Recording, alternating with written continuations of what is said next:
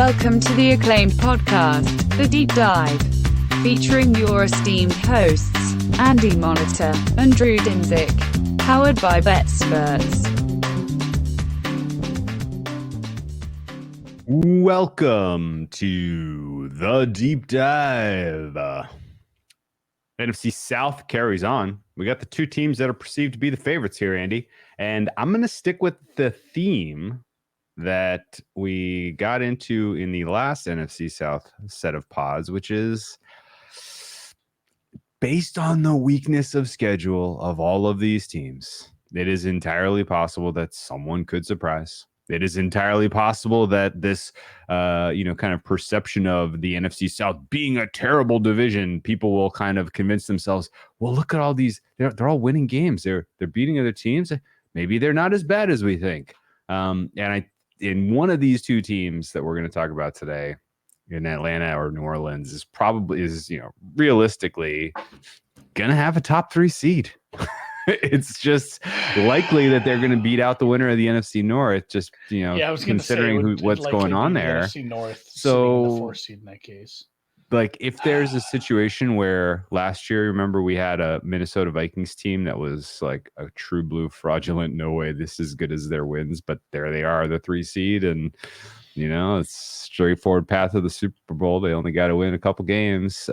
It's probably coming from this division, and I think it's the team we're going to talk about first, but a lot of my perception is colored by price.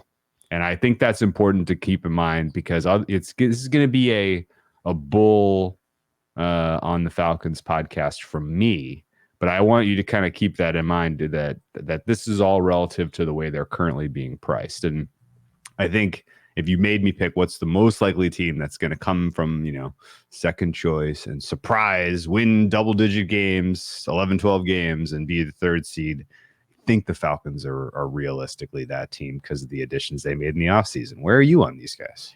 Yeah, and it's a weird spot, too, because just kind of taking a step back and looking at the division as a whole, just like you mentioned, we have this everybody can win it. Anybody with their soft schedule, anybody who turns into the team that wins their coin flips that year can win like 11, 12 games. But the Falcons are a little unique compared because, like we said, hey, Tampa Bay, very good roster outside of quarterback. If we get like 2001 Baker or whatever his best year was, like if we get the best Baker we get, I don't think it was 2001, although he has come down significantly since, the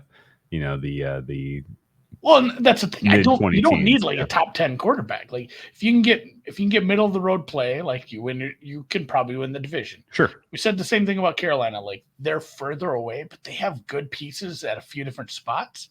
Agreed. And if they've truly hit on a true number 1 franchise quarterback and he starts his ascension right away, they can win the division. The Saints are a pretty good team. We won't get to that too much right now because we're going to talk about them later. But if everything goes right, they probably have the best quarterback. Not saying we're huge Derek Carr guys, but sure, it's likely an upgrade, especially considering how easily he fits into the system here. Mm-hmm. And again, if Derek Carr plays well, this division is probably theirs.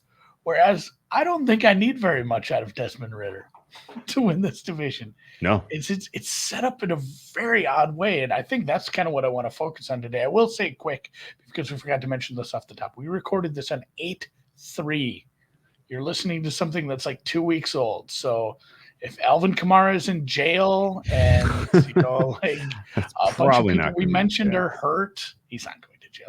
He cleared the charges. We're waiting to see what the suspension is. We'll get to that in the Saints. Yeah, you should be more like if Michael Thomas had his leg amputated or something, because that's probably not probably going to happen, but like that's in the realm of possibility. Yeah, But anyway, this is pre-recorded, so if we talk about some guy highly and he like, hey, these assholes, did they not know he tore his ACL? You know what we should be doing? Because we're from the past. We should be talking about if Taylor Heineke steals Desmond Ritter's job because Desmond Ritter continues to throw behind Kyle Pitts, who's getting wide open. Then maybe really what we need to qualify this for Atlanta. But no, let's get off into left field on this. I got an easy question for you and a hard question for you. Or at least a short question and a long question. The short question is, do the Falcons have the best coach in this division?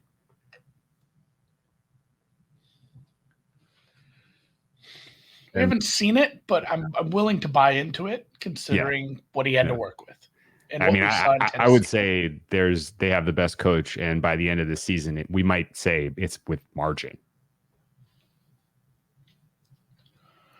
I'm bullish enough on Reich that he did a great job putting together assistants, but I have no idea if Reich is actually any good. No, it's just again, get that guy a good quarterback for a few years, and I'd like to see what he can do. But possible, it's very possible. I loved what he did, especially his last year in Tennessee. Okay, here's a trickier one then.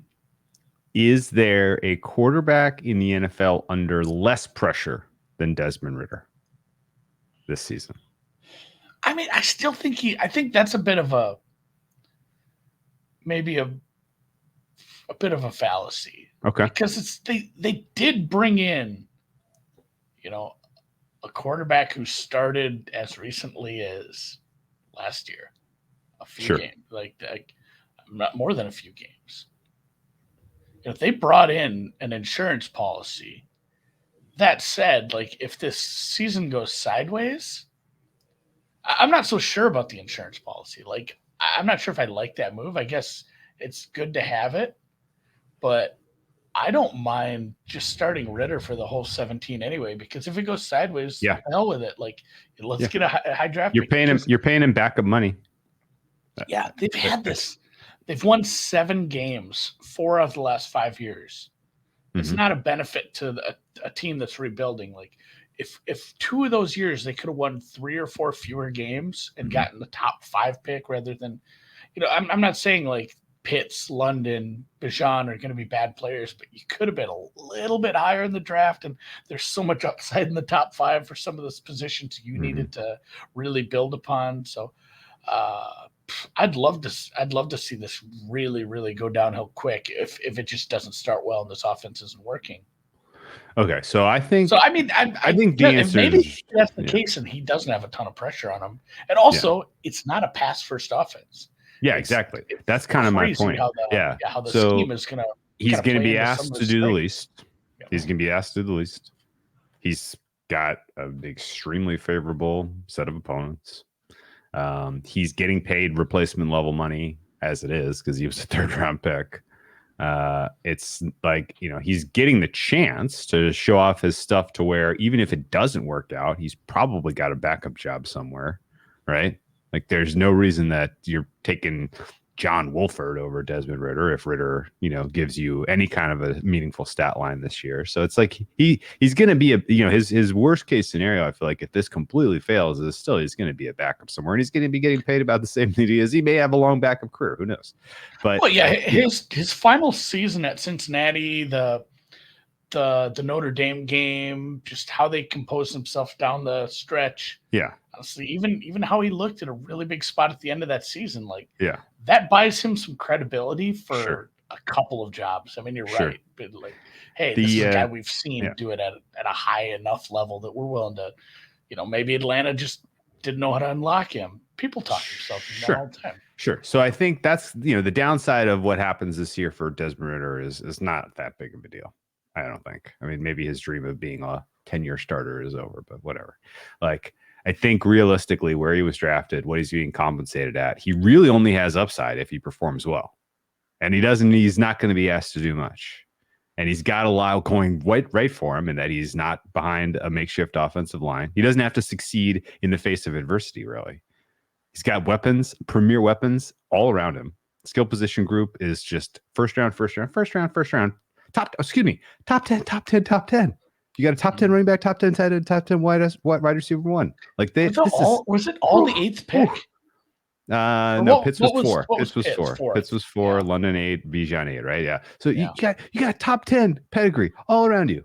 You got top 10 offensive line in front of you, and you got good scheme and kind of quarterback friendly scheme that you're being asked to run. So I really don't think it's crazy that Ritter at least gives you, kind of a pretty decent, decent chill performance. And, you really just need him not to turn the ball over 3 times a game. And I think that's, he showed you an ability to do that last year. The last time I remember a situation like this where a guy came in with that nothing was expected of him on a team with some pretty darn good pieces invested around him, good offensive line, good defense, some veterans on the defensive side of the ball, was Jalen Hurts when he was handed the keys after starting 4 games his rookie year. You see, he starts the last 4 games. They hand him the keys. People are like, really? You're going to give the keys to Jalen Hurts, the 2nd-round guy on this team? And what does he do? Took him to the playoffs. And a lot of the time in that season, people were very critical of him. They're like, this guy's not the answer. He doesn't have the goods. He's not a 1st-round pedigree. A lot of people doubted him. Ultimately, he stunk in the playoffs against the Bucs. And then the following year, after getting all those reps, after getting his playoff stinker out of the way, the rest is history. Guy was able to, punch himself $100 million contract in the NFL. And I think that is sort of the upside for Ritter if this works.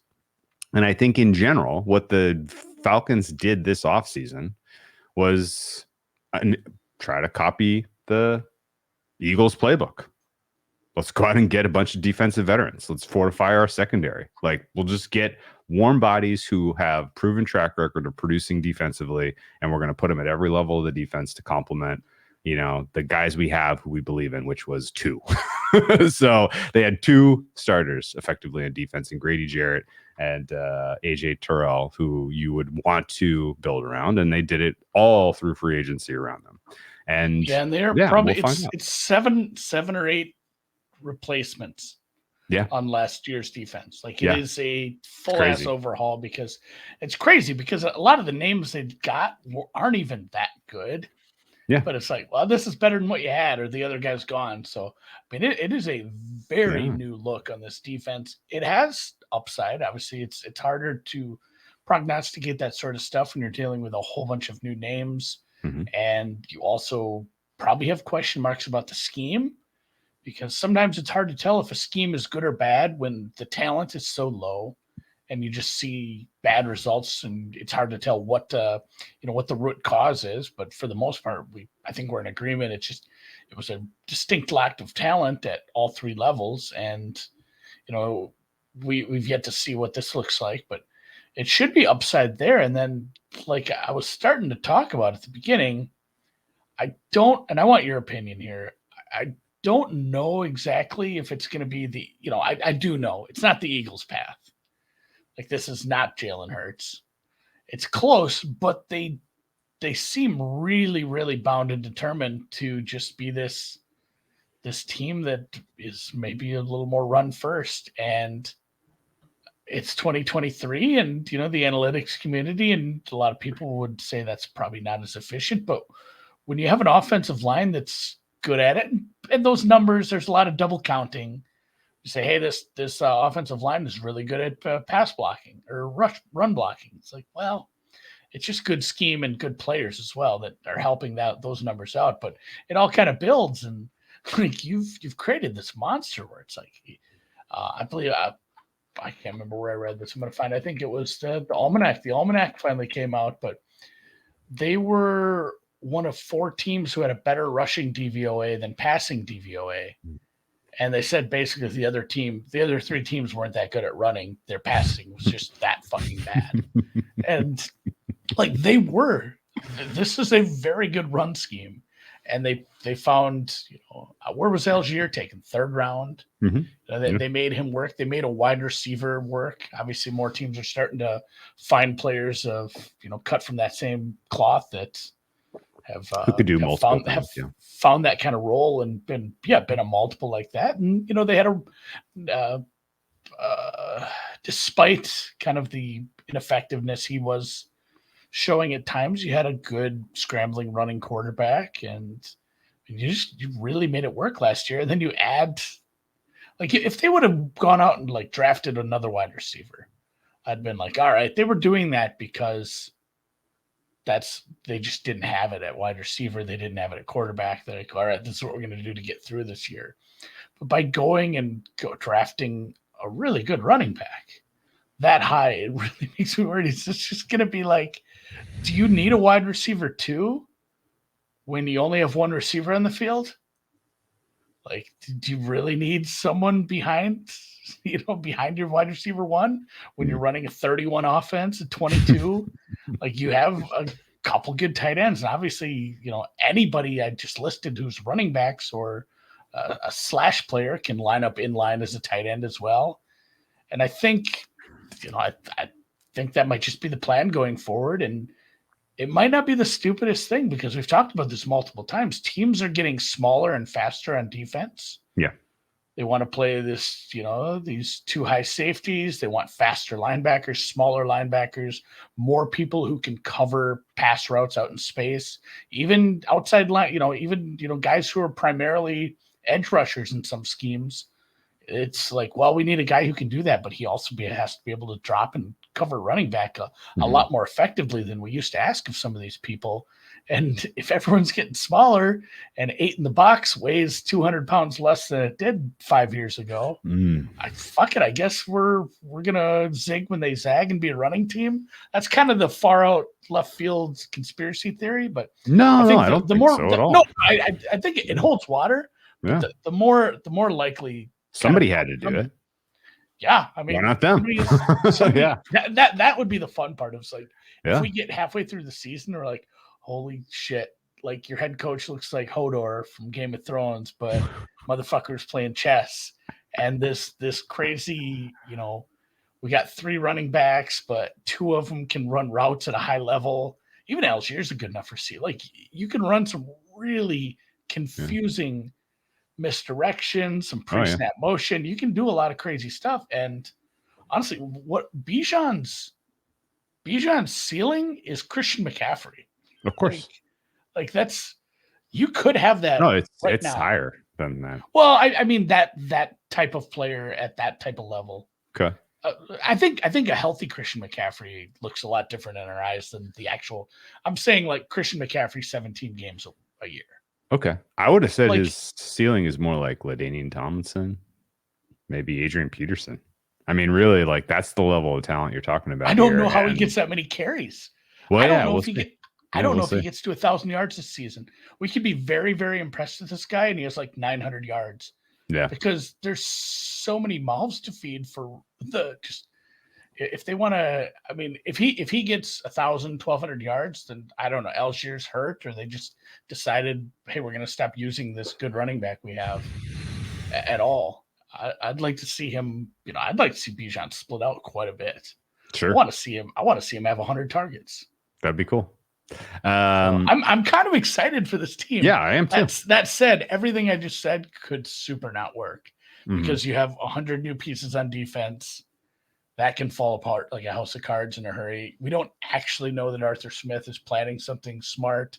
We haven't actually seen everything I've seen and heard in all this press. Like, I really like this guy. I can't find anything. Good. I can't find anything negative, which kind of worries me. You want to know where the bodies are buried. Okay. All right. Well, it was a really interesting arc that the Falcons have gone on now, because the Kyle Pitts draft, there were some good quarterbacks in that draft. There were some good wide receivers in that draft, and you elected to take Kyle Pitts, and it was a little bit of a, what's the plan here? We're really using top 4 draft capital on a tight end. Okay. What's the long arc here? Year 2, going and getting more young offensive talent, but continuing to kind of neglect the quarterback position was weird. And so this offseason, it was kind of fascinating in like March, before they kind of made their decision-making known through free agency. What were they going to do? Like, They could have used all the free agency money that they had and all the flexibility that they had with their roster and gone and gotten Lamar Jackson. But they elected instead to try the Jalen Hurts route and see if this team can succeed, walk into the beat of their own drum with a quarterback on a rookie deal who they are, compensating very little, but asking not much of, then that's kind of an interesting way to try to win in today's NFL. And they're the only ones doing it. Especially if you can get, and then, what if Ritter turns out to be middle of the pack this year with upside, and you get him some playoff experience. You get him, playoff experience is this weird thing. Like, it almost treats it so binarily. Is binarily a word? Sure. I'm going to call it a word today, but it's, you can't just go 0-1 for or regular season, postseason. Like, sure, there are some games towards the end of a regular season that, we use this term all the time. We say this is essentially a playoff game. The loser does go home. Like, getting a few of those towards the end of the season and what probably turns out to be a tight race, and then a playoff game, and you're feeling kind of good about this, I'd be pretty excited about where this team is next year.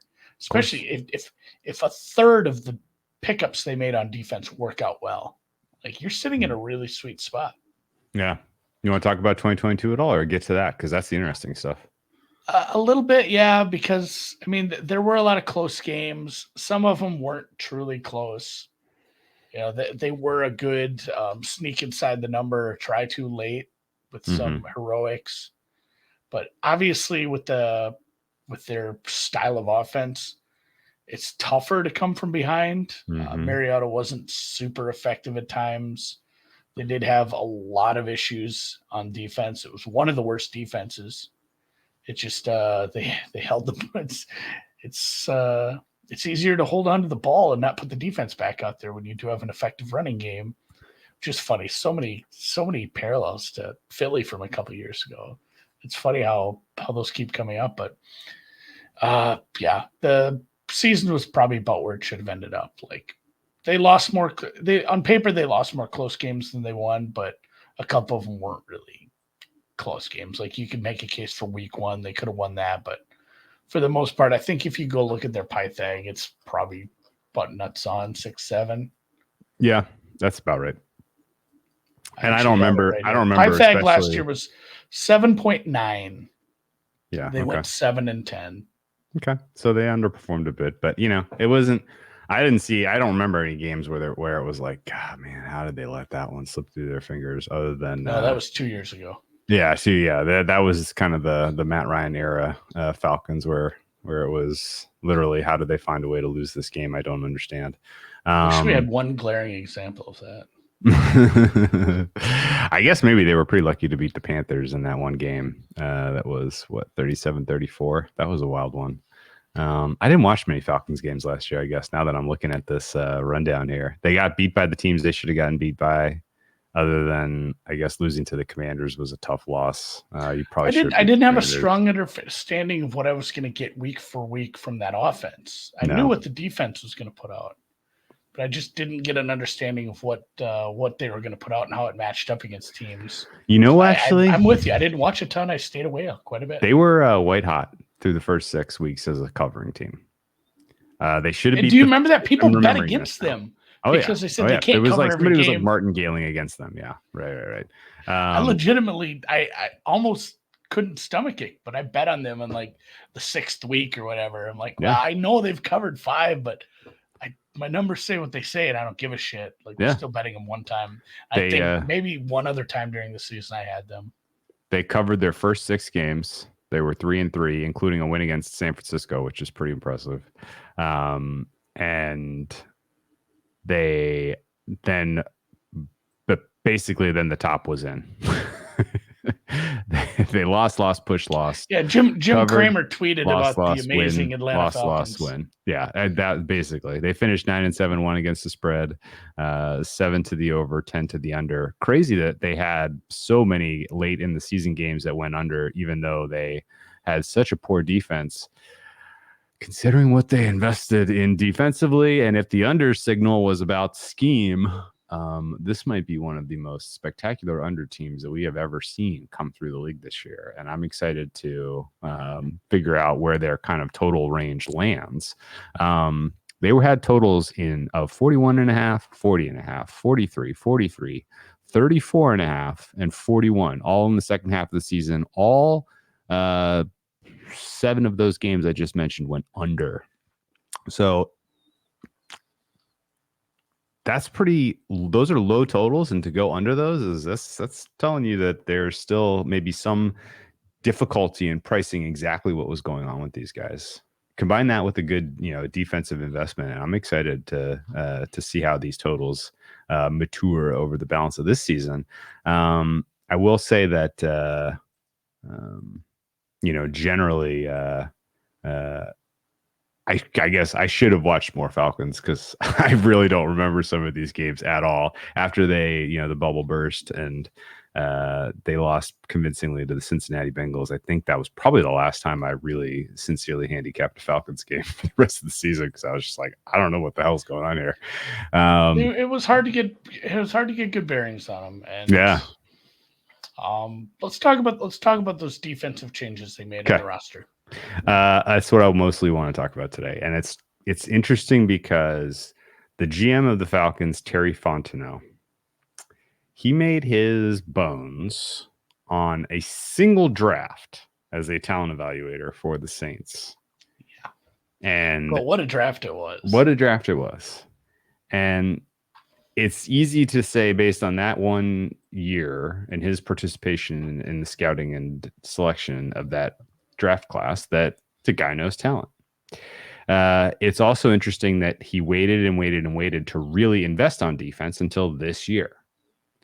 And the most interesting part of all, he went and got a bunch of Saints, including the Saints, a defensive assistant to run it. Yeah. And so I kind of admire these types of strategies, because number one, you're bringing in guys who are quasi-known quantities, at least guys that you participated in evaluating potentially. You're bringing in an assistant who knows how to utilize those guys right away. And you're picking the pocket of somebody who's in your own division, which is pretty effective way to get a one-up on, a big time. If nothing else. Yeah. At least he's not on the other team. They bring in David Onyemata, who I have huge affinity for as defensive tackle piece. He was a Saint, now a Falcon. I think that next to Grady Jarrett, if my thesis is right, that ultimately interior offensive line versus defensive tackle matchups are going to matter more this year, because I think the speed of the game is getting so fast that edge rush versus tackle is a little overrated in terms of mattering. Like if it's an end of game scenario and you're trying to come back, like that's the whole game. Like your pass rush, your edge beating, it's a must pass situation. You got to let the play develop downfield. You don't have time to dink and dunk anymore. In those scenarios, obviously an edge is super duper important. And I know that like end of game state, like that's where the big win probability, high leverage swings are. I get that. But in the first 3 quarters, I feel like if you can manifest an advantage with your interior offensive line against your opponent's defense, interior tackles and vice versa, then I think that's a pretty nice way to consistently create pressure, disrupt the kind of timing and passing effectiveness of the opposing quarterback, particularly because we have so many young quarterbacks in the league right now. Like if you can collapse the pocket and really kind of hurry up their process when the game is already moving fast for them, I think that's a really, really effective strategy. So I think pairing Onyemata with Grady Jarrett is going to be really, really fun to see that play out, and I'm excited about it. You bring in Caden Ellis as well, who's a dang decent linebacker. You make a trade for Jeff OKUDAH, who is a criminally underperformer in Detroit, but now gets to play CB2 opposite a true blue CB1. He was starting to ascend, and there's some injuries there as well. But yeah, like you said, the Jared Onyemata thing. Calais Campbell's 1,000 years old, but still a little bit left in the tank. Like I graded him well last year. He wouldn't still be playing at 37 if he wasn't good enough to play. Sure. maybe here, but I mean, it's not like anybody was a sacred cow last year. I mean, they're replacing a lot. I'd be interested to hear your grade on Bud Dupree. So Bud Dupree, I'm expecting to be slightly better than replacement level edge. Yeah. Calais Campbell, I'm expecting to be slightly better than replacement level edge. But again, like, because you are going with volume here instead of just trying to get home run players, I think that's actually fine. Like, if you only need these guys to defense step up, like 30th, like it should get better, right? You just need these guys to show up on a couple of passing downs at the end of a game where you have a lead, and then you let your running attack do the rest. And I think this is kind of the right recipe to win games 20-17 in today's NFL with these guys. I'm perfectly fine. You're not going to get a full game's worth of snaps that matter out of Calais Campbell and Bud Dupree. You're not. That's fine. Secondary to me looks completely rehauled with Jeff Okudah now as your CB2 and Jesse Bates, who I've always loved as a safety. You now have three awesome. I mean, I said Jeff Okudah is not awesome, but as a CB2, he is. He could be as a CB2 with a true shutdown guy on the other side. Yeah, Jesse Bates rates out as a very good safety. Like, you've taken some big leaps forward in the secondary, and if the pass rush is, better because of some interior pressure, and you can get anything out of Bud Dupree, like, this defense can go.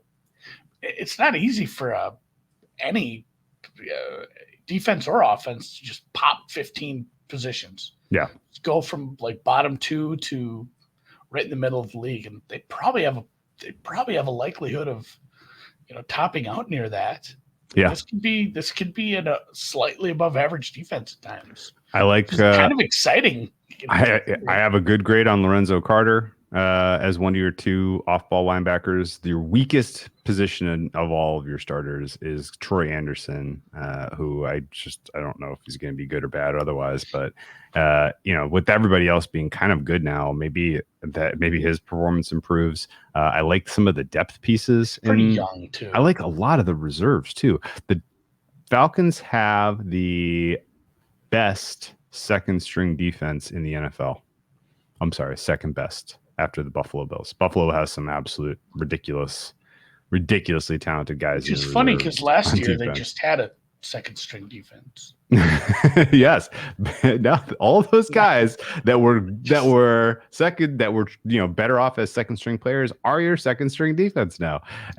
This doesn't always work out bringing in a bunch of new faces, but I grade this overall very, very, very exciting and strong defense. I give it an A because they went for it. Like, it should be an A- because I still don't know if anyone should ever, like, basically to make the draft capital worth it. He has to be Christian McCaffrey in a couple years. Okay. So defense.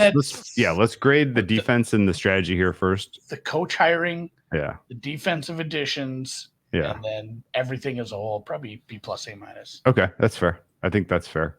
I grade these guys as a top 10 defense against a neutral schedule, and not to spoil it, but they do not play a neutral schedule. Well, they have, that is the other half of this equation. Is really easy. Okay, we've been talking about this with all these teams this week. Like, there's places that have this rated right now as the easiest schedule. You're not going to find someone who does this anyway that's going to be able to get this out of the top 3 easiest. It is. I agree. Wild. Yeah. Who is the best quarterback you think they play? Well, let's save that for the schedule, and I want to actually look at it. Yeah. Okay. So we didn't really comment much on the offensive line. The weak spot is obviously the quarterback position, what you get out of him. The offensive line, to me, just going real quick through the rankings here. It is a top 6 unit overall, top 6 interior for me. Your skill position group, it's got a lot of first-round draft picks who haven't quite measured up, so I have them 17th. And your quarterback room right now is bottom 5. But that said, you just need to get to 20, guys. I think that this is going to be very interesting season for the Falcons because Caleb McGarry, we is he the best player on the offensive line? Lindstrom actually great. I mean, him and Lindstrom are right there, but they're kind of a unit. McGarry, That's your right side. Your right side is really, really good. Solid left guard and center, and very good left tackle in Jake Matthews. A couple of decent depth too. Jalen Mayfield is a decent swing piece. He can play a lot of different positions. He's pretty decent. Yeah, I mean, the big questions really, they bring in Mac Hollins as your wide receiver too. He's gotten a lot of buzz for whatever reason this preseason. I don't know if he's going to be good, but I grade him as fine, and it may not matter because, you know, you don't really want Desmond Ridder throwing the ball more than 15 times. And if 10 of those are to Kyle Pitts and London, then, Yes. you know, or, you know, 12 of them. Send 6 to, you know what? 6 to Bijan, 6 to London, 6 to Pitts, and Mac Hollins gets whatever's left. That seems fine to me. It's a pretty good. It's a pretty good roster, I have to say. And I don't think anyone really recognizes this for whatever reason. Overall starters I have is the 11th best in the NFL, including the bad quarterback situation that they're dealing with. So good reason to be bullish. Let's look at the schedule. Best quarterback they face is Trevor Lawrence. Probably. I think Maybe Aaron Rodgers if he's got shit figured out. If Aaron Rodgers is full on back, it's up there. But the drop off from there is, I mean, I don't want to disparage Goff. Yeah, he's top 10. He threw for a lot of yards last year too, but there's not a lot of guys where it's like, shit, like we put this patchwork defense together and it's holding up against, you know, some light winds, but here comes Hurricane Mahomes, or here comes. You know, here comes the Eagles, here comes the Bills, here comes the Bengals. Like, there's a lot of spots where this defense kind of has time to get it figured out and has, you know, a little bit of leeway playing against some probably pretty bad quarterbacks at time. I mean, inside their own division, it's a, you know, a rookie has been and a retread, and the retread is graded out a lot better than, you know, the other two for me. So, I mean, you get Justin Fields, you get 2 rookies in a row there, Carolina, Indy. It might be Trask, Richardson, or excuse me, Trask, Anderson, Richardson 3 weeks in a row. Wow. You get Arizona midseason. Who knows what we're sitting on there? You get Washington, you get Houston, you get all the rookies. You're playing all the rookies. And I know we're not gonna. Who's the backup in Arizona? It's Clayton Tune. Tune time.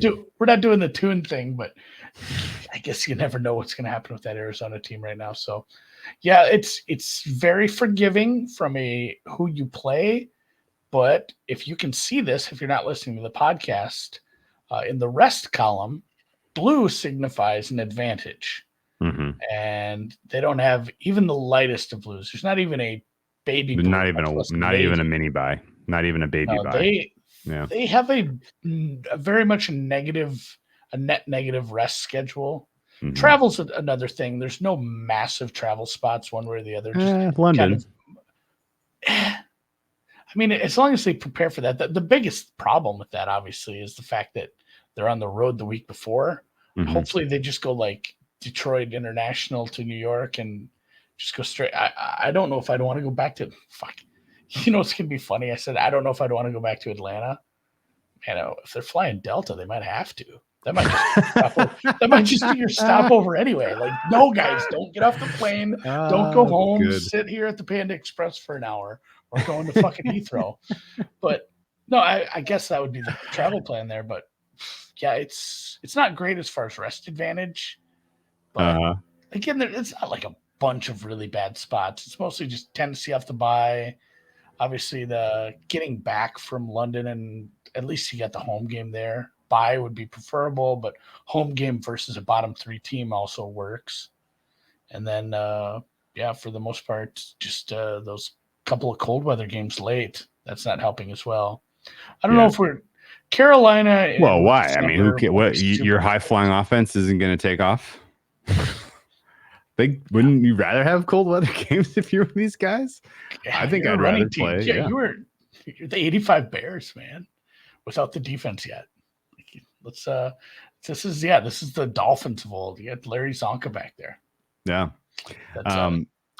That's a pretty absurd number of coin flips in a row in the middle. Week 6 to week 12 are all effectively pick'ems. Yeah. That's wild. Probably decides a lot about how your season goes. Oh yeah. And then sure. and granted, lots of things will change from now and then. Things might change between the time we say these words and when you listen to them, but 14 through 18, those are all under a field goal. You're right. You're right. Last 5 weeks of the season. 1, 2, and 5 are under a field goal. There's only 3 games in this whole schedule that are outside of a field goal, and they're all kind of nasty road games against teams whose offenses can probably beat you. Well, those are toughies, especially the Jets. That's a good defense as well. Yeah. So the key for me with this schedule is if you take the cumulative, if you take the Falcons and you give me the liberty of qualifying them as a top 10 defense based on paper, on personnel only. I'm not comfortable with that. Top half, then. It doesn't. Yeah. Well, I mean, you can do whatever you want. I'm not super comfortable. You mash that with their opponent's strength on offense, and you look at what the cumulative, strength of schedule is for this defense. It is 4th easiest in terms of where they are versus who they're playing. The only defenses that I would expect to give up fewer points over the balance of the season are San Francisco, Dallas, and Carolina. Carolina, because of the exact same situation you're in, where they're just playing a shit ton of rookie QBs. I am like, we forgot to do this last year, and I'm super mad because I had a bunch of I'm going to plant my flags on some absurd takes, and a couple of them actually came through, but we're going to do it this year for sure. And one of my absurd takes to see if it's true or not is that the Falcons are going to end the season as a top 5 defense on paper, yards per play, points allowed. Like, I think the combination of them upgrading and who they're playing is going to afford them a top 5 finish. And just like an unadjusted stat. Unadjusted stat, right? Because a big part of your thesis is they're playing some shitty quarterbacks. Correct. So because the defense is, that's crazy. Yeah, but it's not that crazy. So the other thing that's kind of crazy though is they play some bad rushing defenses as well. So ultimately, I have them as potentially a top 6 team in terms of point differential when you mash their strength of roster with their opponent's strength of rosters throughout the balance of the season and just come up with a median projection. I have and I wonder about that too. That's the other part that I didn't get into. Yeah. When I talked about, hey, maybe they're playing chess and they're just ahead of the curve because teams are building defenses around stopping high impact passing games. Yeah. The thing is, if you see Atlanta on your schedule and you've seen Ritter struggle for 6 weeks, like even a team who has a quote unquote, because a bad run defense sometimes is just being bad at identifying when the run is coming. Having the wrong defense out there for the wrong play, or just, sometimes a bad run defense is running into, a stretch of quarterbacks with really good pre-snap changes. Correct. Or, the kind of offenses who allow their quarterbacks to do that. And they're just a smarter team than you, and you're giving up a lot more in the run game because the other team is just better at sequencing the run plays. Whereas I wonder about that too with some of these, quote unquote bad run defenses. If you go into with a game plan, but like Desmond Ritter beat us over the top, buddy, and really just because teams are going to start to, it's if that's happening, everyone does. If that's happening, we're talking like 1 seed Falcons. I'm serious. Like if they have any kind of dynamic passing attack over the top. Oh, I thought you meant if teams adjust to them like that. I'm like, no. I'm just saying. God, if they can get like top 15 numbers out of Ritter, like it's actually a good team rather than this team won a bad division because they ran the ball effectively and played shit teams. Like that's a team who can win a lot. I know there's a lot of people high on them. It does just feel like this is going to be one of those funny jokes in like 3 months when they're maybe 1-6 because the defensive, like you said, the defense, you said it yourself, it looks really good on paper. We haven't seen them play together. We haven't really seen, what it looks like as far as a scheme with the new regime at DC. It might not work out. Yeah. But this team has kind of insane upside. Yeah. And so this is the crazy thing. And I kind of had to triple check. When I mash together starter Z-scores, and this is a median Z-score for the quarterback of, with the median Z-score for the quarterback I have over a standard deviation below average.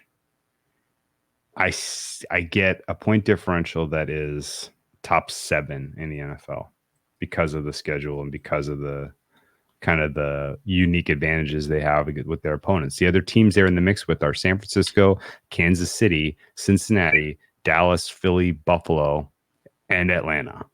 Like, it feels like there's one that does not belong, and it's the Falcons. Yeah.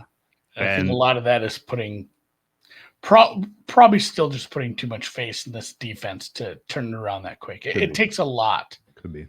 To just bring that many different faces in and go from a 30th ranked defense to like top 10. God, dude, I mean, if you were ever going to go from a 30th ranked defense to top 10, the only way to do it would be to replace fucking everybody. Yeah. So, I mean, there's a path, but not to add to the love fest, because I'm trying to play devil's advocate a little here to bring you down, but Arthur Smith was pretty good as far as in-game decision making on like fourth down and things of that nature as well. Wasn't as great the year before, but I'd have to check. He was doing better with that as his coaching tenure went on. So there's a lot of pieces that are starting to fall. The tumblers, it's like the side of the lock, and the tumblers are falling in, and we're gonna break our hearts. I have them as top 4 matching up their offensive line against opposing pass rush. I have them top 3, their pass rush against opposing offensive line.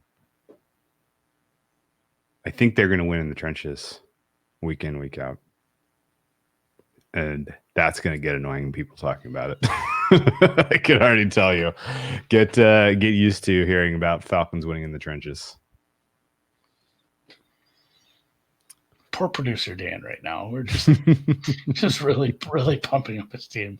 Dan had a good point though. He said whoever starts in Arizona has less pressure than Desmond Ridder. I disagree, Dan. That Arizona quarterback will be fearing for his life. He's playing for his life, and if you saw the clips of Colt McCoy and so far in training camp, you would agree he's already running for his life with no contact drills. They're not even allowed to hit him. Not allowed to hit him. All right. Let's look at the odds, and because I haven't actually figured out exactly the right way to bet these guys yet. Honestly, I truthfully think if you're this bullish on them, I still would struggle saying, like, let's say, the ceiling is hit. This is a 2 or a 3 seed. Sure. It's still hard to say, like, man, I'm going to take this quarterback he's had now 21 games of experience if he plays them all. I'm going to take him to win 3 playoff games, likely 2 on the road. It's hard to envision a deep playoff run with the amount of inexperience from the skill position group and quarterback. But I mean, it's a decent sized number. I know it's been depressed a little because other people have everybody's been on this. Like, at this point, if you liked Atlanta and liked them early, you should have a pretty good number on them. I think at this point, alt total, win total overs, like, I think so too. As high as you want to go with some small ladder it, like ladder it up. At 8.5, 9.5, 10.5, 11.5, 12.5, maybe even at 13.5 if you want to get weird, because it's not a bad schedule.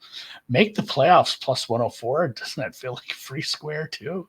Kind of, yeah. It's the wild card is not sort of their conference, man. It's not. No, it's really not. 55-1 for Super Bowl. I agree with you. I don't think I can, as bullish as I can possibly be.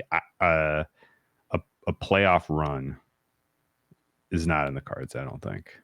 Not this year, at least. This is the get Desmond Ridder's playoff stinker out of the way type of year. And honestly, the ideal situation is that the Falcons get the 3 seed everybody cannot shut their mouths talking about how they have exactly the right makeup for winning games in the playoffs. And then, some absolute clown show comes to town and Desmond Ridder throws 3 picks and they lose. Like, that's kind of how I see the wild card weekend going for these guys. Right. Yeah. As it turns out, like, Ryan Nielsen was good, but God, do you remember this? I have a different. Ryan Nielsen was good, but turns out Shanahan was still better. Revenge game. But do you remember that quote? Tion was fast, but God was faster. That's good. I don't remember what it's from. I think you nailed it. Ended up in my. I think you nailed it. Forever. This is a wins ladder team, and Bijan Robinson, offensive rookie of the year. It's going to be tough to beat. I think he's going to be. It's chalk, but he's going to be tough to beat. He's gonna. Yeah, it's going to take one of the quarterbacks to beat him. I don't know if it's a great year to be piling into some of these wide receivers. Yeah, it would have to be a wide receiver that is somewhere where there's so many vacated targets, and you trust that quarterback in that offense. Mm-hmm. The guy has to have a really sick year because, I mean, we've said this before and it didn't happen, but. Once there's 3 quarterbacks that are almost certainly going to play the whole season, one of them is going to be good enough to get at least in contention. So it's probably Bijan versus a quarterback at the price. I don't love it.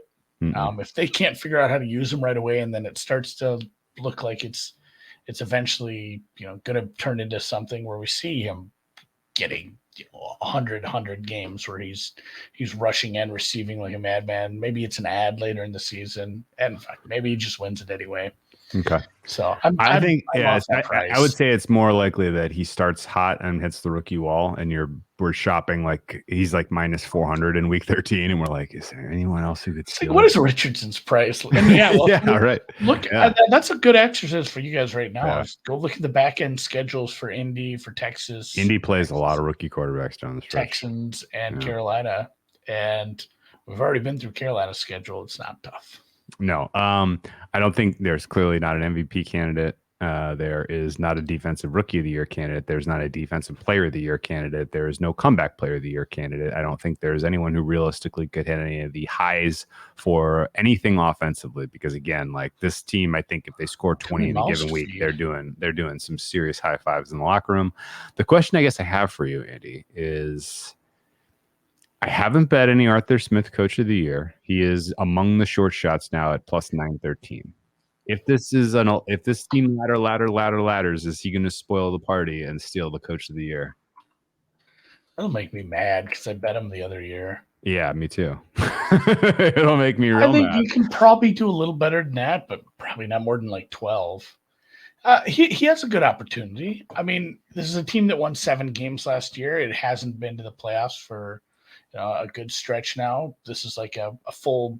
I think you get respect for being part of the rebuild. Seeing the team, rise from the ashes here.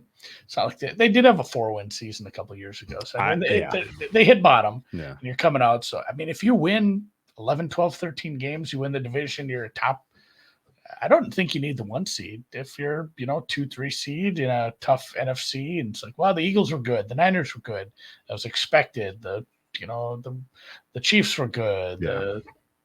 I wonder too if a really, really good Dolphins team, there is a bit of a love affair with McDaniel. Sure, he's at the top of the board already, though. He's shorter even than Smith. Yeah, for good reason. Like that feels like more of a that was what was well. I gotta tell you, Andy, the problem is if they get double-digit wins, if they're not double-digit, 10's not going to get him in the conversation. He's got to be like 12. But if they're 12-5, the amount of football hardos who are writing fluff pieces about how Art Smith is doing it different. He's doing it the old way. Like, they prove that you can use a top pick on a running back and succeed. I mean, there is going to be just some guys mess of that. And some guys beat to their own drum. Yeah. Arthur Smith threw the drum away. It is going to be obnoxious, and actually, that's going to help some of the old school hardos are going to vote for him just because of that. I think. No, I'm in agreement. Like it. of all the awards, that's the one that makes the most sense for this team. There's I think too many mouths to feed on offense, and Yeah. I'm still my betting plan is still the latter. Yeah, I think so. I'm too. still because, and in a way where even if it was just like a ho hum year, I still think they can, surpass their win total Yep. at a pretty decent price here. But I'm still very, very out on a defense like this. I'm trying to find other instances where this many pieces were replaced, because it isn't always like, hey, this guy was plug and play. Yeah. This guy was a full standard deviation better than the league average middle linebacker last year. Let's throw him with 7 guys he's never played with, and then it's one thing to do that with one guy, but when you end up doing that to 6, 7, 8 guys, sometimes people switch teams and it's just never the same. And if you get that out of 4 or 5 of these, you're kind of right back where you started. Like, oh, this is the 25th best defense. Defense has such a wide distribution. So, like, my true range outcome for this team is like 6 to 14 wins. I mean, is that not? No, it's such an easy schedule. But if the defense sucks, you're going to end up, right back where you were last year, behind the 8 ball, where it's like, oh, this is a running team trying to come back. Campbell, and that honestly is not that hard to mentally construct, right? I went on and on about how the reserves were actually pretty deep, but if Calais Campbell and Bud Dupree are washed, if Onyemata gets hurt, all of a sudden, like, now your secondary is doing a lot of work and try and keep you in games where you can't throw your way back in, right? And they are a bit fragile, and some of that is just because it's still a rebuild. We're still a long way from having the final product here.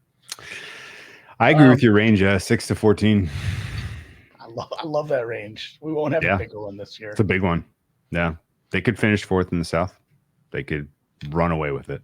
It could go either direction, and I would not be shocked. What's the game-to-game betting plan? What question? If you could have one question answered right now about this team to put you in a position to bet on them week in and week out, what would it be? You can make it as broad and as cheaty as you want. I want to know their average points per game scored. I would like to know how many games they win this year. No, I think, my questions entirely revolve around how long it's going to, if they're winning, how long is it going to take people to realize that it's repeatable, right? Like the ideal world is this team is winning games, but they're covering barely or not at all. And people are like, last year, like, trying to sell them, and they just are a value all season long. Because then betting them week in, week out, if I bet on this team 13 times this year, just because the prices never really gets there, I will be surprised. This is one of those teams that I just don't think people are going to believe in. They're not going to buy into it. They're not going to adjust fast enough because no one really thinks Ritter is any good. He's probably in a lot of people's minds the second worst quarterback that's going to start week 1 in a lot of people's minds. I would think maybe third. Depends on how you feel about Howell. That's his baseline.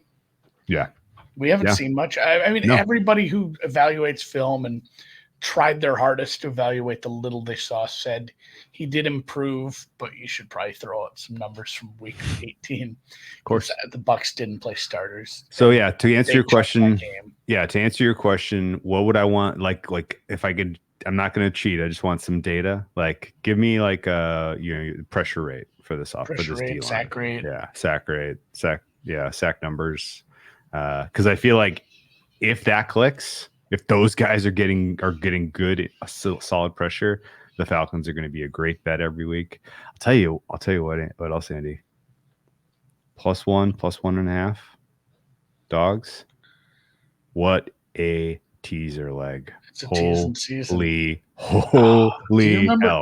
Holy hell! 1.5, again, 2, we recorded 2.5. this. Oh my god! Do you remember when I tweeted that out? I said, I wish someone would open up the line for the Hall of Fame game so I could tease it with Chiefs +2.5. I do remember that. Like the Super Bowl. Yeah, of course it's So it's sitting in the teaser zone for the Browns. Of course. That would have just been a banger. And obviously the Chiefs covered. So I have to. I know. I was not going to leave a teaser open for 6 months.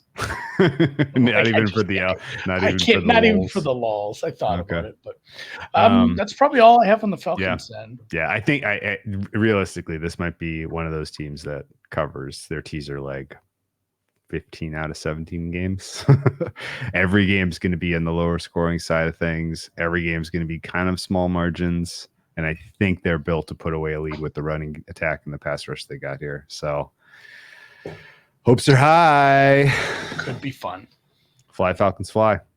I'm sure they have an actual motto that I just don't know, but Dirty Birds something? Dirty Birds. I don't know what their motto is, but whatever it is, go Falcons. Different area codes. Start singing Luda. All right, let's take a break. Rise up. Thank you, Dan. I knew he would come through for us. All right, let's put a bow on the Falcons and talk about the favorites for the AFC South in 3, 2, 1. Welcome to the Deep Dive. The 2003 Saints edition of the Deep Dive starts now, and I don't know what to think about these guys because this Saints team has a very specific identity that I am not sure what to make of. To me, they look like, what if you took the Raiders and you put them in a terrible division, in a worse conference? What would happen? Because this 2023 Saints roster, it is Raidery. Not just because of Derek Carr, but holy smokes, the way their strengths and weaknesses are, some of the thin parts of the roster, the way that they are going to have to win games. I mean, boy, oh boy, does it have whiffs of the autumn wind. Yeah, and this was another team that was kind of in it towards the end. I think they were in it in the week 16 or 17. They were eliminated by some other teams, their division winning. They just haven't had that. It's funny you mentioned it during the Falcons pod, but they haven't had that super good luck with the drafting anymore. They found some guys. They just got to get them used, get them healthy. I really like Chris Olave, but yeah, last season, I mean, you can probably mark that down as a disappointment. I think people had at least some hopes that they would fight for the division. It was a 7-10 year, just like almost everybody in the division. And, they won some games against some worser teams. They had a goofy one with the Falcons, a goofy one with Seattle.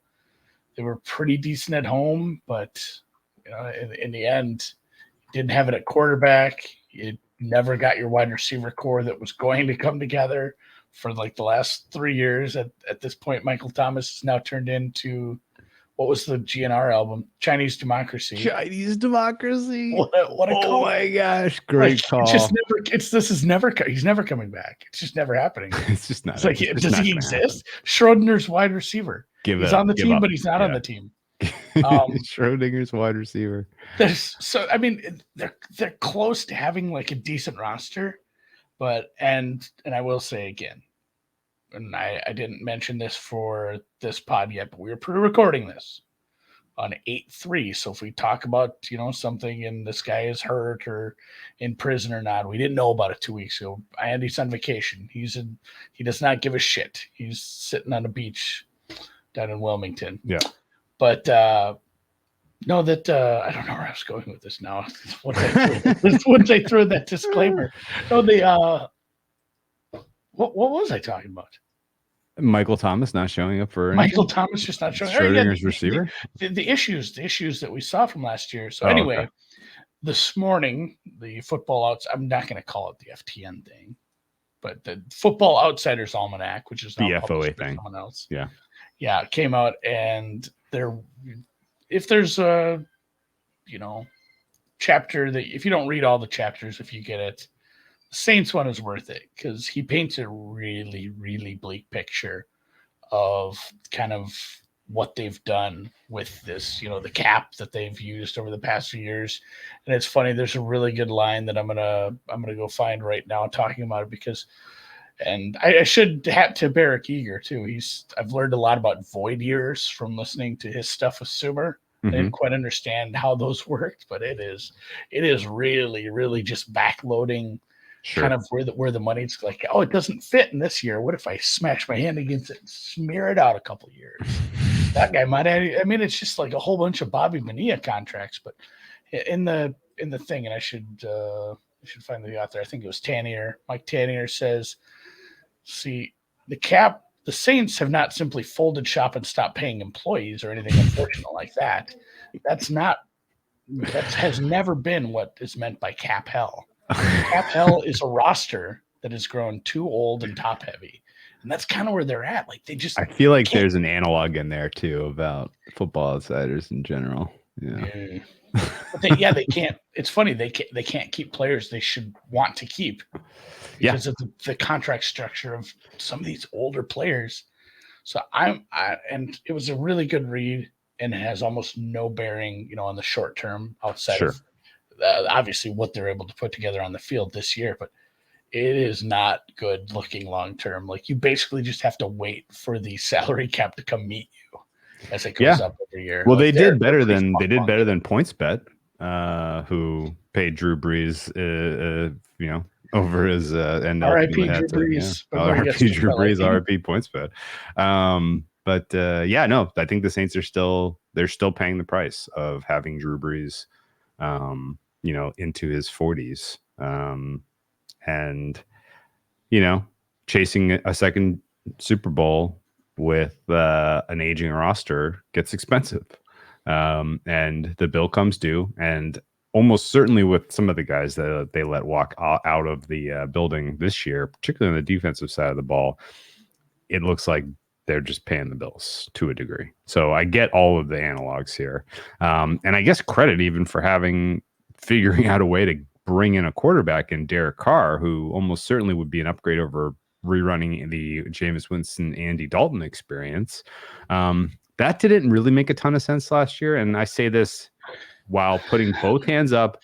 I bet the Saints to win the South last year. It was a good price. I really was just trying to find any way to take on the Bucks. Winston getting hurt early kind of prevented us from ever really figuring out if that was going to work. Andy Dalton did better than people probably realize. In terms of EPA per play, Saints and the Bucks were like kind of identical last year in terms of offense and defense, which is weird. But offensively, they couldn't get a ton going on the ground. The passing offense was below average, but the defense performed well enough with an easy-ish schedule that they were in a lot of these games, and they almost won 8. And honestly, if they just hold on a little bit longer against Tom Brady in week 17 or whatever it was, they're the ones getting their asses handed to them by the Cowboys. That game, and we did bring this up a little during the Buccaneers podcast. We said that, like, Tom Brady didn't play his best, but he still could turn it on. And that was the greatest example, because the Buccaneers weren't down by a lot, but they were dead to rights. They looked so bad for 3 quarters. Like, they were not doing anything. And then Brady puts together 2 of his nicest drives of the whole fucking year. It was 16-3 with 3 minutes left, Andy. Yeah. It's like, oh man. Once I saw the first drive and then they got the ball back, I'm like, oh, this is done. Like, he's gonna go do that again. That last one, he looked angry and it looked so easy. Like, that was a bad feeling if you wanted the Saints to win that game. But they were close. They had a couple close games, couple close calls flip, and suddenly you're not looking so bad. Obviously, if they had won that game against Tampa, they probably play a little differently on January 8th against Carolina. That game obviously didn't matter. They were eliminated at that point. So, this could have been a 9-win team for sure. And I don't know if the ceiling was a lot higher than that, considering what happened with the injuries at quarterback. But overall, I really thought, because of everything that happened and what they're spending, and the fact that This is the worst part about pre-recording these. Kamara is probably going to get suspended this week. What number should we use to assume? I've heard 4. it's between 2 and 6. I'm going to go with 4. Yeah, 4. Let's say you have that suspension. Do you know that's not even their only suspension? They have probably coming this. Really? Marcus May got a good DUI. Like I feel like he was over the limit a bit, and that's another thing. He has court here soon, and the reports are that this court date has been set because he needs to change his plea. His original plea was not guilty, so that means he's pleading the opposite of that, which is guilty. I don't know that the NFL has like. Well, he might be changing it to not guilty by reason of insanity. We don't know. He could go no contest, but yeah, he could no contest. So I don't know what the NFL's policy on DUI is, or if they actually have policies for specific things. But after Todd Downing got shit faced on the airplane and had one at like 4 a.m, you think they'd ready to kind of come down on people about drinking and driving. So they might have 2 players suspended right off the bat. Just the ghosts of Peyton and God, who was our DC back then? Old Bountygate. Why can't I think of his name? Greg. That guy's probably just Williams. Taking job interviews all the time. Well, I mean, everybody wants. That's what he's been doing. Everybody wants to hire him. So yeah, his very, very busy schedule. Yeah, calendar is full. So and back to my point was, now that I've read just how dire it was, I knew it was dire, but it's really the Piper's coming calling, and he's bringing 15 of his best friends. Like It's not looking great long term. I guess I'm kind of surprised they went out and got a quarterback this year. Yeah, I mean, I don't know how they figured it out. You have an older roster. You're old in the wrong spots, and like I don't know if the selling point was we can probably win the division next year, guys. It's that bad. Like, do you want to win 4 games, or do you want to win 9 games? Go get a quarterback. Yeah. And it doesn't feel like the juice is worth the squeeze, unless you're the kind of ownership group who doesn't care, wants to win this year, every year, all the time. Yeah. Hell, whatever, be damned. Yeah, I mean the fans down there are gonna they return in kind all of everything you're pouring into this franchise. Like you can go 7-10. The fact that you're spending the money that you're trying to win, they appreciate it. Saints fans probably some of the best and true bluest in the NFL. So yeah, it's a cool, unique franchise for those reasons. But it's not a franchise I'm buying long-term stock in. I'm not so sure I'm buying short-term stock in. No, and I think I'm definitely not buying short-term stock in, but I'm not buying long-term stock, and it's mostly because in your division, the Falcons have a plan. That they at least have a plan. Whether it works or not, we'll see. The Panthers have 1.01 now under center. That may not work this year, but it will work eventually, presumably. They have elite talent on that roster otherwise. And the point that you made, which really sticks to me, is that the Saints team is old. The guys who are good, who are left in the building, are way up there. Expensive. In the age department, and expensive. Yeah. So the paying the piper, the bill coming due, that wiped out your middle class. A lot of those young guys that help teams sustain excellence is because they draft and develop, and when they got to pay those guys, they can pay them internally in team-friendly manners. And the Saints, a lot of those guys just walked out the door. Now, those guys happened to underachieve to a degree last year. I'm looking squarely at a Marcus Davenport, who you traded assets for and just didn't really return much. But I think David Onyemata is a loss. I think Caden Ellis is a loss. I think Shai Tuttle is a loss. I do think Davenport is a loss.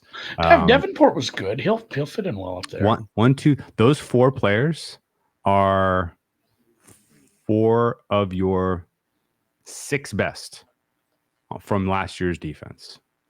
And they're the younger guys, the guys that were the first and second of last year's defense stuck around. It's Cameron Jordan and Demario Davis. You want to guess for me how old Demario Davis is this coming up season? 33. Demario Davis is, for some reason, it's not sorting correctly. Nobody knows. He's 35. He was God, I give him born in credit there. 1989. He will turn 35. The Cameron Jordan will turn 36, or sorry, 35 as well. So these guys were both drafted in 2011, 2012. And that's who you now are counting on to anchor everything for you defensively. Big question mark, I guess, is really just what do you have in Marshawn Lattimore? He was a little bit of a mixed bag last year. He only started 7 games. Is that injury or a suspension? I don't 100% remember. Yeah, Demario Davis was a huge standout for you last year. He's got to be on the wrong side of 30. Yeah, this is going to be a tricky transition year for you, where you have super, aging vets and a lot of young guys backfilling. And I think this defense could be bottom 5. I think this is going to be the type of team like the Raiders, where you're going to have to win by scoring 30 in a given week. I think this is a very different type of Saints than you're used to seeing in recent years. Yeah, that checks out. It feels like the defense could take a step back. There are issues on this offensive line, though. And as we mentioned, we still have the Michael Thomas issue of, is he just that fragile, or does he not care, or is he actually just super injured all the time? And then you have Kamara probably going to miss some time here. The silver lining on all the problems I'm trying to list with the possible offense is that it is a very comfortable fit for Derek Carr as far as the offense. Like, he should be able to just slide in here. Hand in glove. I mean, it's very hand in glove. They even brought in Gruden for a bit to like help take care of like this transition. Like, it should go pretty smoothly. He's a good enough quarterback to elevate this offense more than obviously like an Andy Dalton, despite, how some of last year's numbers looked under a strange regime in Las Vegas. So I'm bullish on Carr to a certain point, as much as I can be.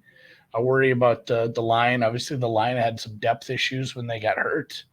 They brought in your guy Storm Norton as depth. No. Did they? Yeah. Oh, God. He's on the team for now, I guess. We'll see. I mean, we still got to get through roster cuts and stuff, but they lack depth on the offensive line. They lack depth on defense, and things. This is one of the teams that like things can go sideways pretty quick, despite having a bunch of pretty good players and a decent quarterback. Yeah, I agree with that. Closing thoughts on 2022, and then we'll get to the rosters. They weren't a very good team to bet on.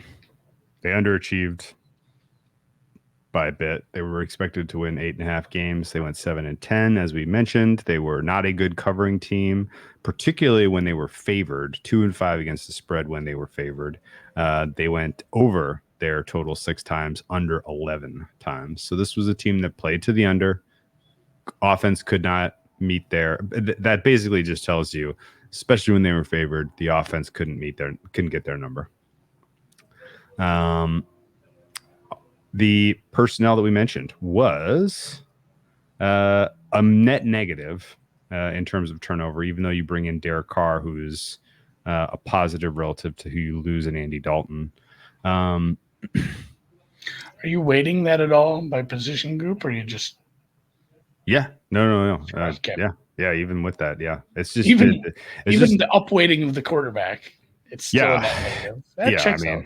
I give you a plus for bringing in Jamal Williams, but I also don't have Jamal Williams as a top 30, much more than a top 20 running back. He's in the top 30. Billy Price doesn't move the needle for me. Storm Norton definitely doesn't move the needle for me. And you really didn't bring anyone on defense. Jonathan Abram, Nathan Shepard, Kalen Saunders. Those aren't like defensive line pieces that are going to make a big difference. You got draft capital from the Sean Payton trade. Otherwise, you've been trading away your picks. You get draft capital from Sean Payton trade. Who did they take late? Anyone that matters? In the 23 draft? I guess they took a backup. It must be Brian Breesy, I guess. Oh, yeah, Breesy. He's right now, at least, he's second string after Nathan Shepard. This is he'll play. He'll rotate in. Yeah. I think the same goes for their second round pick, Foskey. Actually, somebody I've actually watched because I caught a couple Notre Dame games. Sure. But I mean, they insist on putting those on TV all the time. But Foskey's a good edge rusher. I think it's kind of like pure edge. That's kind of where he's at. So you've got two guys that you can rotate in. That you got a lot of development you got to do. Somewhat. Yeah. But here's the other thing too: is like this Kendre Miller, the TCU running back, probably could have just used him as your second running back. Yeah, I don't think you needed getting, this. I agree. Getting Williams was that did feel silly. Yeah. Better off keeping a guy like Davenport around because right now I rate your pass rush 31st in the NFL. Arizona is the only team on paper who has a weaker ability to rush the passer. You're especially weak in the middle. Your defense overall 22nd. Your linebackers are good because of Demario Davis only, and your DBs I have top 11. So there's some talent in that room. Overall, it's just kind of just goodish players across the board. Nobody that super duper stands out. Highest grade I have is actually for Honey Badger, your strong safety, and again, guy who's kind of long in the tooth. Question about how much he'll be able to contribute this season. Your offense, I have rated above average, but not by a lot, and it's because the offensive line has a couple of huge questions for me. Skill position group, even not expecting much out of Michael Thomas. I have 14. Pete is expensive. Derek Carr I have as top 12, but not low ceiling. At least Pete is expensive. Pete is an injury waiting to happen. Ramczyk is an injury waiting to happen. Cesar Ruiz has underperformed his draft capital. Eric McCoy has underperformed his draft capital. And Ruiz Trevor Penning missed time for an injury. Penning missed a lot of time. I was worried he was going to get kicked off the team for being an asshole. Yeah. That was the guy getting in fights right away. And then, Ruiz and Penning, that's kind of the future of your offensive line. Those guys have missed a lot of time already in their young careers. So the offensive line maybe has this kind of sneaky upside with those guys. We're not getting a ton out of them yet. Yeah. If they have a full campaign, both I high agree. picks. Yeah. Penning is the real question because he's your left tackle. And if you have Derek Carr operating an offense and you have players like Chris Olave and Rashid Shaheed trying to get open downfield, you need to protect Carr for longer than 2.2 seconds. He's got to have an intact pocket. And I can see Trevor Penning, if he either is ineffective or unavailable, that is all of a sudden a huge problem. Need I remind you how Derek Carr performed with Alex Leatherwood as his starting left tackle? It was a little rough. So yeah, I mean, realistically, offensive line is probably keeping this a relative ceiling on these guys. Where have you heard this before, Andy? There's some questions about the protection. Derek Carr is behind her center. They have good skill position players. This is it just feels like Raiders redux to me in every possible way. I like Chris Olave to break out, but again, with the potential for Derek Carr being under duress in key moments, I don't know that leads you to wins. It may lead him to an awesome fantasy season, but I don't think anything more than that is coming from that. Alvin Kamara. Quick back to Penning too. I think Penning just started, even now he's had some injury issues. He was held out of a practice or two, I believe, right off the bat. He's one of those where I don't think they're penciling him in quite yet. He has to go out there in the preseason and show up for sure and be healthy to even be the left tackle that they drafted. I mean, you could slide Hurst in there, and he's not that below replacement level, I guess. But yeah, I agree. It doesn't look like Storm Norton is the first answer, which is a good thing. The thing about Penning that cracked me up was they they were like, they had a quote when he was held out practices. He was like, yeah, he's got a foot injury, but it wasn't the same. It wasn't the same foot injury that he had. That's bad. Now he has 2 hurt feet. It was like, I don't think that's a good thing. Yeah. Yeah. I'd rather, I mean, not that I mean, I wish he was just, it was soreness as he's recovering from whatever surgery he had, not another injury either in his other foot or the same foot. So yeah, kind of tricky to get a good sense that this is going to be a trucking offense in any shape or way, shape, or form, which I think they're going to need to, considering some of the weaknesses on the defense. Really, I think with an average schedule, this is a below average team, and maybe the schedule kind of puts them back in the conversation for getting a wild card spot. But who knows? Let's look at that now. We guess we got to give them a grade. I'm going to give them a C minus. Yeah, I don't know. I really C wish they for would me. have just thrown like rip the Band-Aid off. You're just letting it get crusty one more day. Like, Yep. Your upside is not. I get it. Give back to the fans, but man, I'd want to start thinking about winning the Super Bowl in a few years with a different quarterback, because Carr's not some long-term answer at this point. Yeah, I would have just ripped the Band-Aid off and started a rebuild, but that's hard to stomach too when you have people to answer to. Yep, we agree. All right, let's look at the schedule. It is like all of the other NFC South schedules, easy in terms of opposing quarterbacks. So at least you got that going for you. Toughest quarterback is Trevor Lawrence, where have you heard that before? A lot of rookies, a lot of second-year guys, a couple third-year guys. I guess at least you don't have to play Derek Carr twice because he's on your team. You don't have to play the best quarterback. You do get the benefit of you get Ritter and Ritter and Mayfield Trask and Bryce Young rookie, 6 of your 17 games. That's pretty good. Everything's a coin flip on here. Tampa Bay in the Superdome is the only game in their entire schedule. Oh no, excuse me. Tennessee week 1. My bad. Missed that one. Tennessee in the Superdome week 1, Tampa Bay in the Superdome week 4, the only 2 games in the entire schedule where you have a win probability over 55%. Crazy. You need a double-sided coin. Yeah. It is just 15 coin flips. Let's say the defense takes a little step back, but not huge. Do you think there's enough with what they've got together on the offensive side of the ball to like be good enough to win 12 games here? Because that's the thing. It doesn't take a lot to win 10, 12 games with this schedule. See, that's the thing is I worry a lot about quarterback play in the NFL this year. I'll be totally candid with you. I think we're in for a pretty bad regular season in terms of just general quarterback play, right? Lower your expectations. If you're expecting entertaining football for the regular season, number one, maybe you weren't paying total attention last year in the regular season. The playoffs were amazing. The regular season was not. The Derek Carr could be top 10. Very well could be. If he gets a modicum of protection and he has Thomas and Olave to throw to, that he could very well finish top 10. I still don't know that I'm interested in backing you against other teams on this schedule who have plucky, upsidey type of offenses.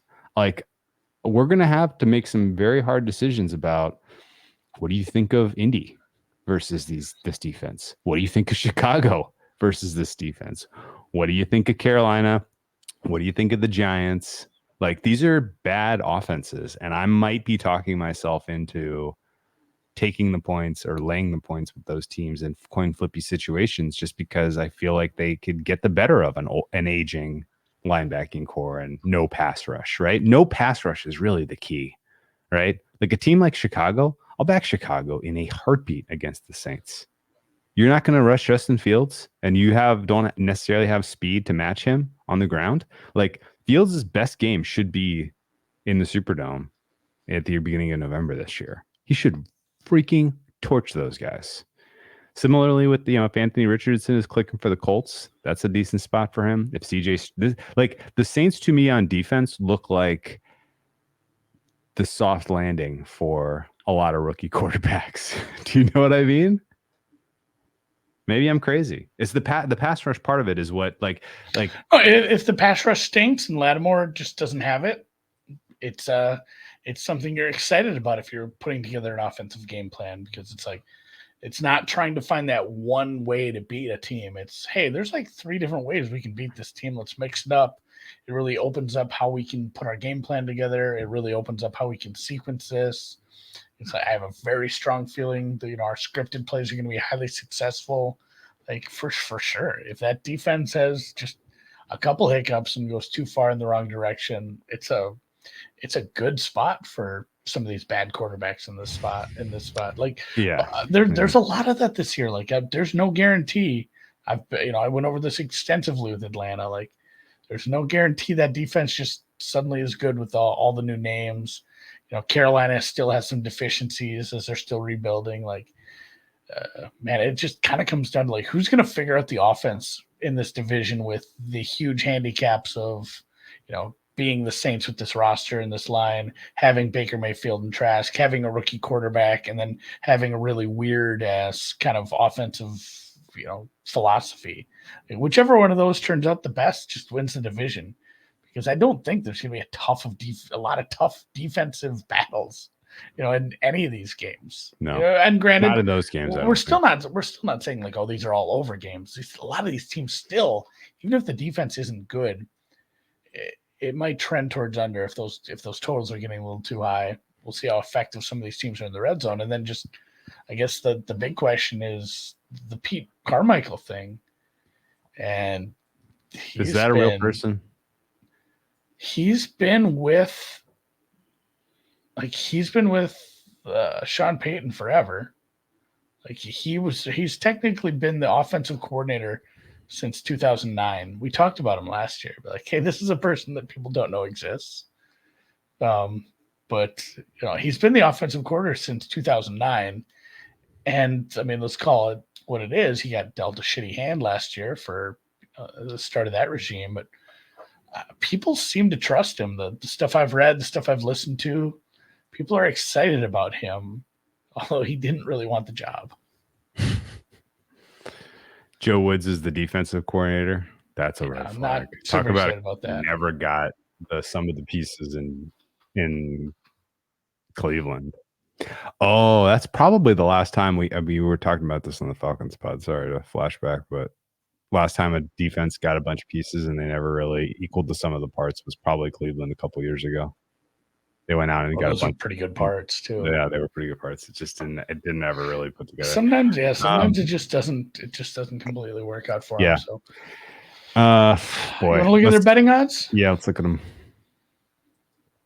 40-1 for the Super Bowl is a hard pass. Oh my goodness gracious, Derek Carr is a clown in there. NFC 17-1 is a hard pass. NFC South plus 130. I think that's way too high. I mean, I'm fine if you want to make them the favorite because they have the best quarterback. Fine. I'm not gonna really scream and yell at you, but I don't think they should be prohibitive favorites. Make the playoffs. Yes, minus 180, 188. No, plus 152. No is intriguing to me. Just I was gonna say that's probably a little juicier than it should be to make that. Like, yeah, the way I look at things and the way I have teams power ranked, it's more of a coin flippy kind of proposition, I think. I think it is too. And I think that's the one that unders are probably a decent. I'm not looking for like an alt under ladder. Like I don't feel that confident that this team's not under going to win. 7.5. But yeah, like they could 7 and 10 seems like it happens an awful lot with this team, like despite the the schedule. That's a great call. It's a great call. Yeah, don't go nuts. Don't go down to like 2.5. But I don't think there's any odds and any awards that really intrigue me with these guys. Yeah, it's more of and from game to game, we really got to know. I said it's a good fit for Derek Carr. That still has to happen. That has to happen, on the field against real competition week 1. If the defense isn't a complete disaster and Derek Carr looks okay, you know, I'm willing to change my mind on this team pretty quick. I think this team is another one with a big range of outcomes. This is not like the Falcons, but this is from 6 to 10, 6 to 11. I don't know if they have a really, really, really high upside, even with this schedule. Maybe, 11, 12 is out there because it is just so many inexperienced quarterbacks. So, or some of them just shitty quarterbacks. But yeah, it does feel like a 6 to 12 wide range, a lot of 7 and 8s.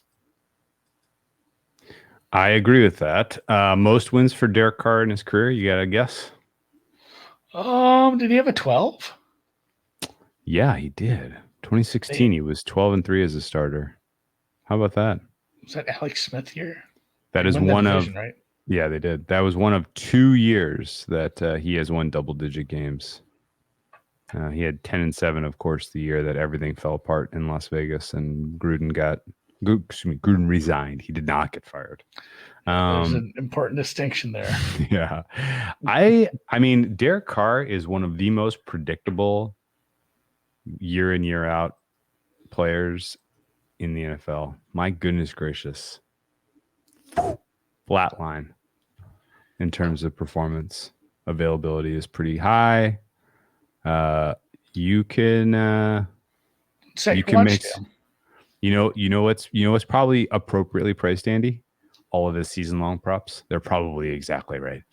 I wouldn't play any over-unders on Derek Carr. Well played. Yeah. So yeah, geez, man, I the consistency here is pretty spectacular, I have to tell you.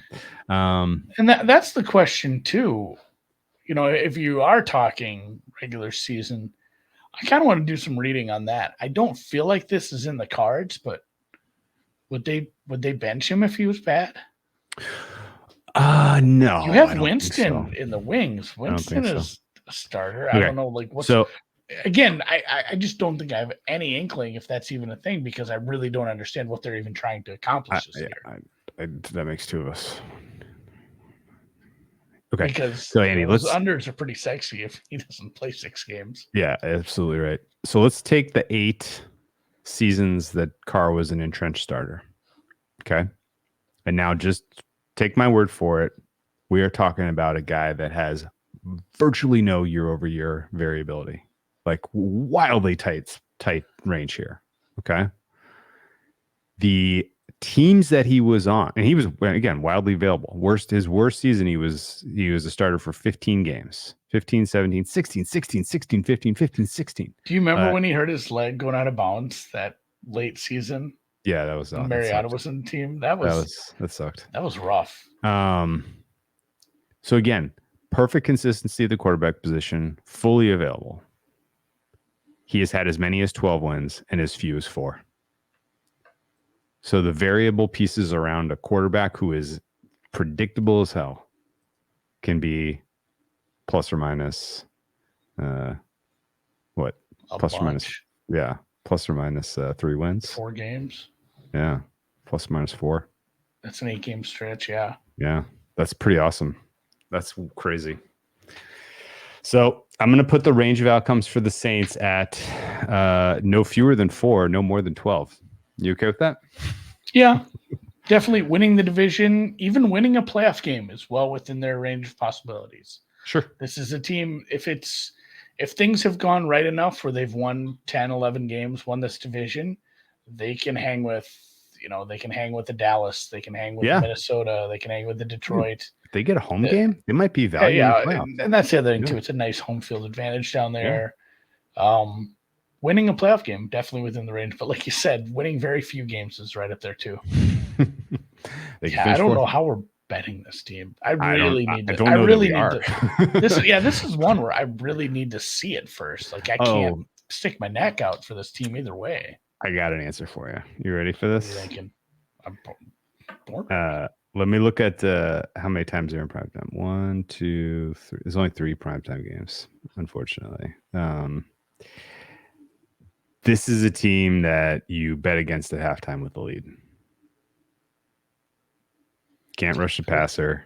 Questions about their ability to questions about their ability to put away the game on the ground. Like if they're up 7 at halftime and their opponents are -3 second half, take it. Chances are the game is far from decided. I like that. I can agree there.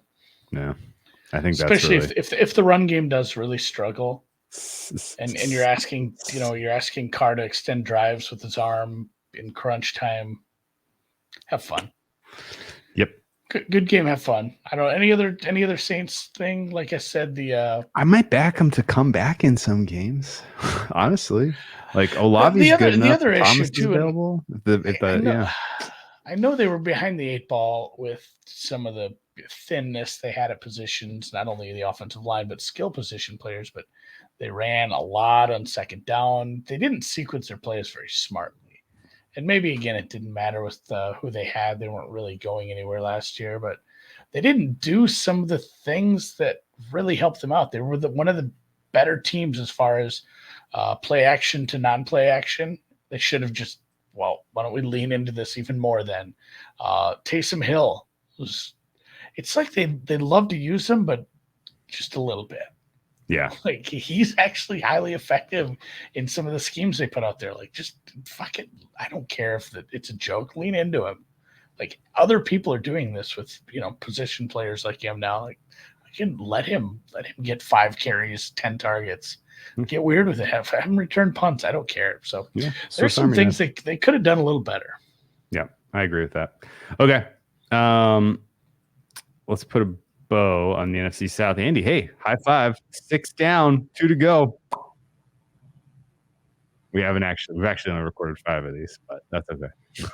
6 down. Yeah, but we've traveled into the future. We have. And you know what? I got to tell you, man, these last 2 divisions, they stink. AFC South is next week, and then we will we'll start with the NFC West. We'll start with honorary AFC South member at the Arizona Cardinals, the thin-ass Rams, the quarterbackless favorites, and Gino and the gang. Yeah, AFC South and NFC West is what's left. You know what I can commit to? Let's tighten them up, and we should probably reach out to some smart people and get their opinions on things. See if we can kind of mix it up a little bit. We should do some awards talk after we got a little bit of time to let the juices flow. It'll be a fun way to wrap up the preseason. Good job. For sure. So, hit the subscribe on the YouTube, guys. If you watch this podcast, obviously 5-star review telling Drew how nice his hair is. If you liked, our take on the Saints, or you have your own, put it in the comments on Twitter, on the YouTube video, wherever you want to. We'll try to find it, talk to you. We'll see you in the Discord. We'll see you on Twitter. And I'm going back to the beach.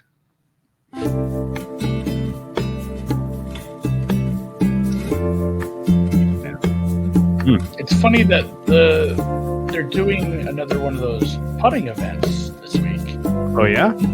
But I'm actually not in Myrtle. Not in Myrtle Beach, where I'll be. It's in Tennessee. That's Joey Grayfield there.